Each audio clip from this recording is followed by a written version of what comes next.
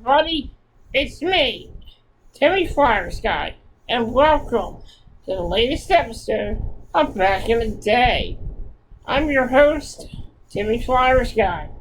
In today's episode, we're going to take you to an episode of Icons about the Sony PlayStation, the original PlayStation, the PlayStation that started it all for Sony. The one game system that put Sony on the map. And we take you back, we take a look back at the original Sony PlayStation. I remember back in '96 when I first got a PlayStation. My Sega Saturn, I accidentally broke my Sega Saturn.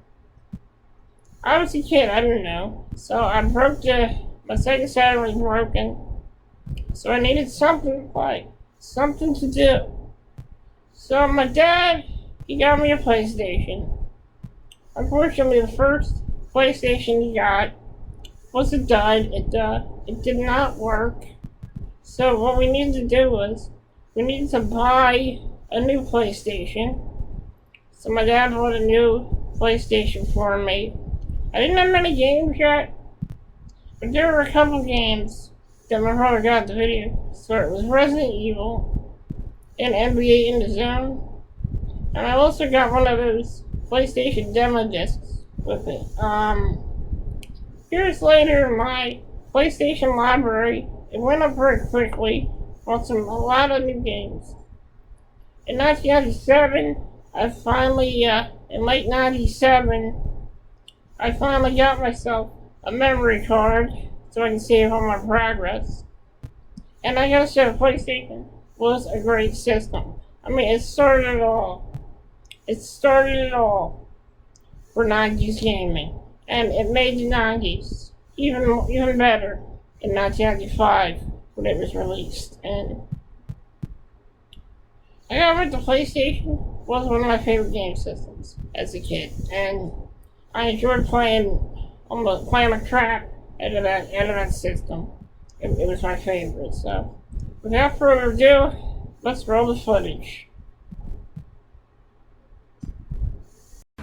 Before it became a household name, back then, it was just a no-go. The Sony execs were like, we are not a toy company, and we are not going to get into this business.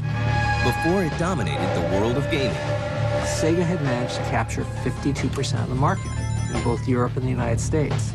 it was only an underdog, thought up by a man with a vision. Ken is, I guess you could call him a genius. Here in the U.S., people were saying, can Sony deliver games? Could they really enter the hardware side? I remember having dinner with a vice president of Sony Records, and he told me, the PlayStation's never gonna work. Sony's gonna lose on this. Witness the birth, betrayal, and rebirth of the video game console that changed the world. Sony revolutionized the industry. It's that simple. This is the history of the PlayStation. In the aftermath of World War II, a company named Sony helps the people of Japan rebuild from the ashes. Sony is a classic post-World War II success story in Japan. They started making cassette recording machines. They created a small cassette player that played back and recorded stuff off the bat, and that was the beginning of Sony Electronics. Innovative products such as the Walkman helped Sony become one of the most successful electronics companies in the world. Well, whenever people talk about Sony, a lot of people think about the Walkman. The Walkman was definitely Sony's first consumer product that really exploded. It was the portability of music, and everyone walked around with headphones. They really revolutionized the idea of portable music listening. As Sony gains more and more ground in the consumer electronics world, the video game industry grows by leaps and bounds. And by the early 1990s, the war for gamers' dollars is red hot.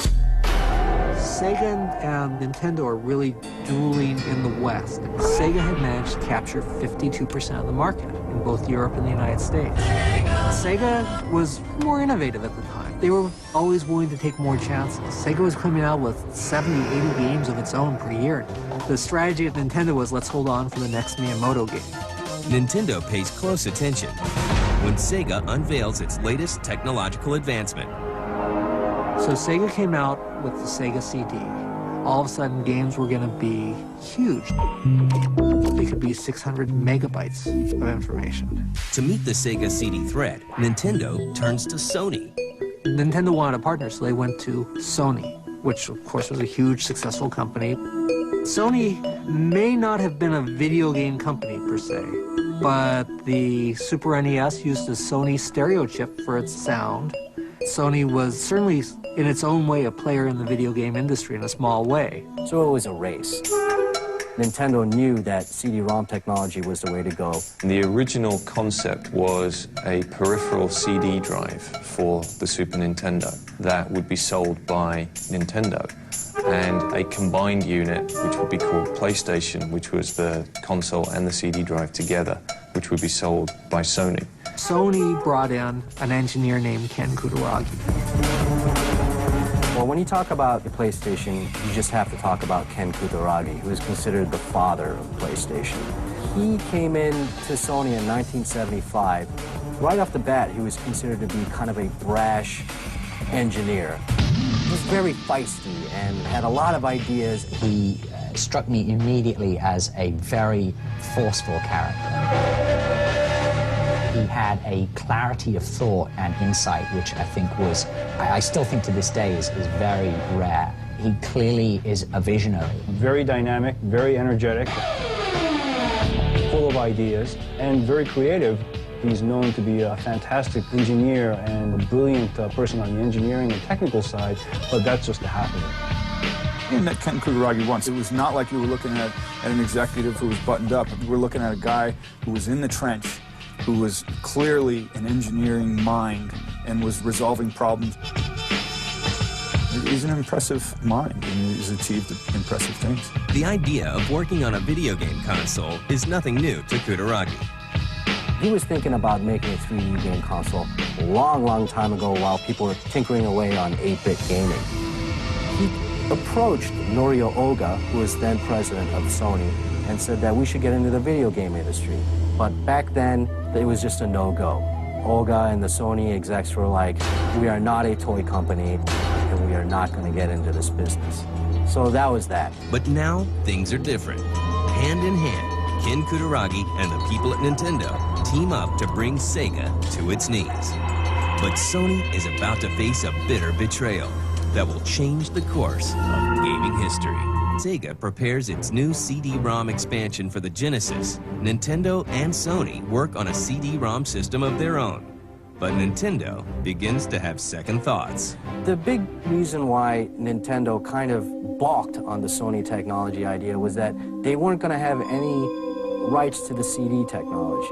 Sony was going to retain all the making of the CDs, they were going to manufacture it, distribute it, and that totally cut Nintendo out of the picture on definitely a large profit margin. And that made Nintendo very, very nervous. So in the forefront, Nintendo's telling Sony everything's great. But behind the scenes, Nintendo went to Philips and said, why don't you start working on something for us?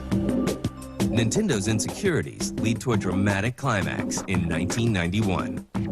CES comes around, and Ken Kutaragi and Sony come out, and they announce the Nintendo PlayStation, because they don't know anything's going on. Nintendo made a sudden announcement and said, well, we're going to work with Philips on the CD technology. That didn't go very well with Sony execs, and Ken Kutaragi was definitely very bummed. He went into Norio Oga's office and said, we just got backstabbed, blindsided by Nintendo. We had an agreement and they totally betrayed us. Kutaragi went back to his bosses and said, let's not leave it like this. We can make an actual game system. We won't stop with the CD-ROM, we'll build the whole system. And Oga, who was totally dead set against it before, now feeling the betrayal from Nintendo and being the samurai corporate guy that he is, said, that's it. Pounded his fist on the desk, said two famous words, do it. And that was the beginning of the Sony PlayStation. Now, more driven than ever, Ken Kutaragi and Sony set out to make a video game console unlike any other. At first, Sony plans to release a system that plays both CD-ROMs and Super Nintendo cartridges. In 1992, 200 units of this PlayStation are manufactured, but are quickly scrapped. Sony decides to wait for the next wave of consoles to enter the fray and intends to capitalize on CD-ROM technology. There was a big change taking place in terms of media, game media like cartridges, CD-ROMs. This really changed the finances behind game development and game publishing. In October 1993, Sony announces that it's working on a new 32-bit game console. The name of this new system is the PlayStation X, or PSX. The CPU for this console will be designed by Ken Kutaragi himself. On November 16th, the company officially forms Sony Computer Entertainment. We formed Sony Computer Entertainment, Inc. as a company, as a joint venture between Sony Corp and Sony Music Japan. This new department raises more than a few eyebrows. When PlayStation was being mentioned here in the US, people were saying, can Sony deliver games? Could they really enter the hardware side? To some people within Sony, PlayStation represented the future and was very exciting, but to other people it was definitely a threat and something that they didn't fully understand. You had a lot of people that were pretty much skeptical about us getting into the business. Even before we came out, we were pretty much placed in the failure column because we were just newcomers. I remember having dinner with a vice president of Sony Records, and he told me, the PlayStation's never gonna work. Sony's gonna lose on this. The irony for all of us was that as much credibility as Sony had as a brand, we had zero credibility as far as the world of games was concerned. Sony, I think, corporately was a little discouraged. How do we get into this new charted area?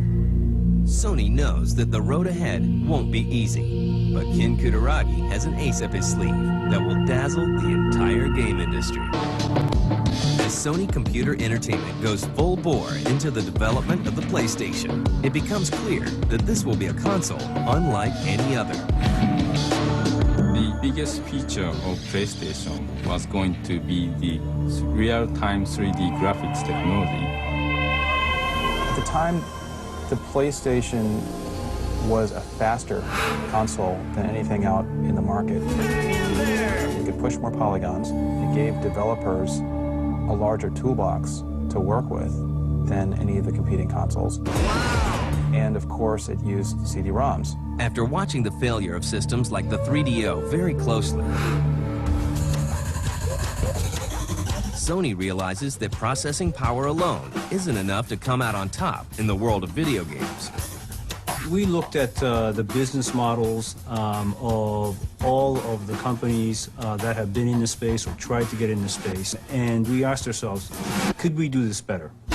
The biggest problem that we had was that the market in 1993 was dominated by Sega and Nintendo. They pretty much had it sewn up between them. So any new entrant into the market had to do something pretty dramatic and pretty special. Sure, we had the system, sure, we had the hardware, but it doesn't mean anything unless you have games. Nintendo already had Miyamoto, and he was a genius. Sega, they already had their arcade games, but Sony, what do they have? They don't have a genius developer or arcade games they're making, so they had to find software somewhere. We knew that in order to be successful, we had to capture the hearts and minds of the developers and the publishers equally. So what they did was they went on a very aggressive campaign to all the developers. At first, a lot of developers were dead set against it, mainly because it was high technology, it was 3D, and a lot of game companies were still making 2D games, and they said that's going to be so expensive to make 3D games, no way we can afford it, and it's going to be very hard. Fight one! Ready? Go! One game that changed it and helped Sony, ironically, was Virtua Fighter. Sega announced Virtua Fighter for the first time, and that completely opened up eyes of other publishers that showed that 3D graphics can be applied to other types of games. All of a sudden, there was a leap. I couldn't keep up with enough of the companies that were coming to us, that were asking us Can we do this? Is it possible to do this? Everybody wanted to work on the system. Sony does everything it can to round up third-party developers to support the PlayStation and is able to sign 250 in Japan alone. The first task for me was managing the third-party departments to recruit and help support third parties like Namco. My target was to get as many publishers and many popular title franchises to become available on PlayStation. Sony also spends $48 million to purchase Psygnosis, the European developer behind Lemmings, and changes its name to Sony Interactive Entertainment. In December of 1994, Sony releases the PlayStation, now without an X, in Japan. The success in Japan was almost instantaneous.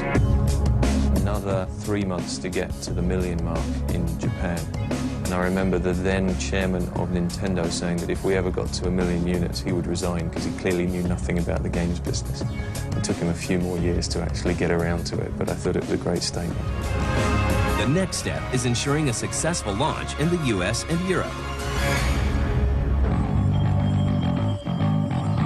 To pull this off, Sony spares no expense. The Japanese giant spends a rumored $4 million for a booth at E3 in 1995.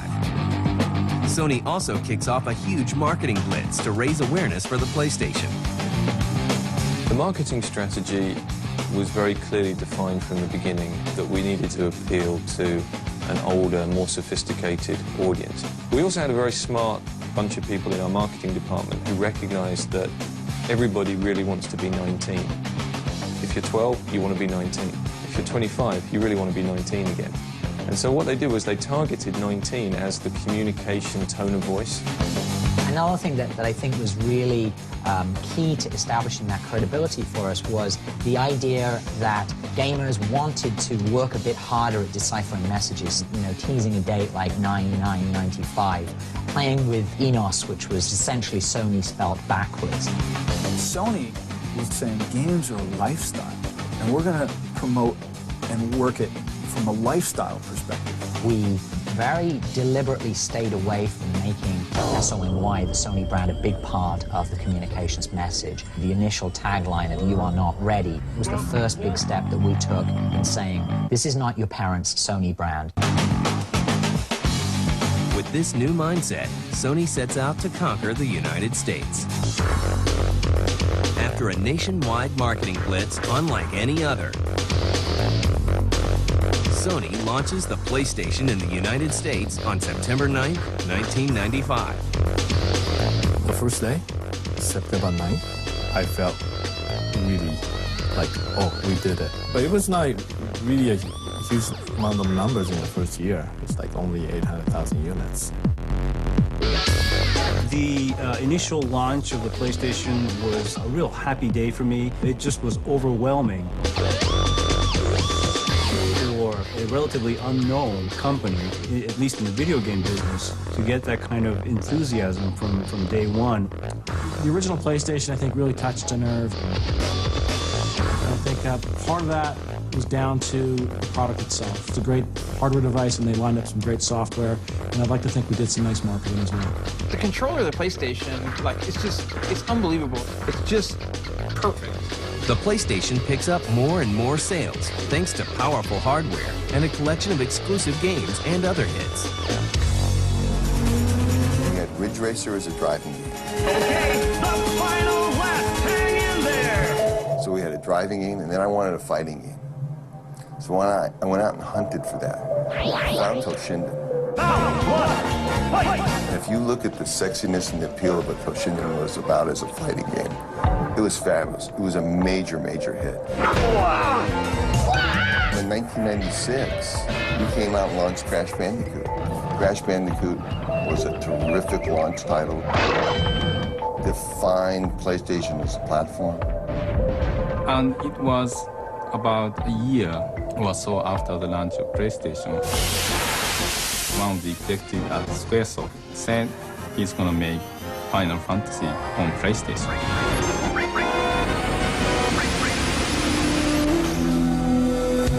At that point, I felt that all the tides will change. The PlayStation proves to be a juggernaut that plows through all competition. The Saturn launched before PlayStation in 1995, which was the wrong time to launch. Also at a very expensive price point. I believe it launched at $399 versus $299 that PlayStation launched, and did not have very good games.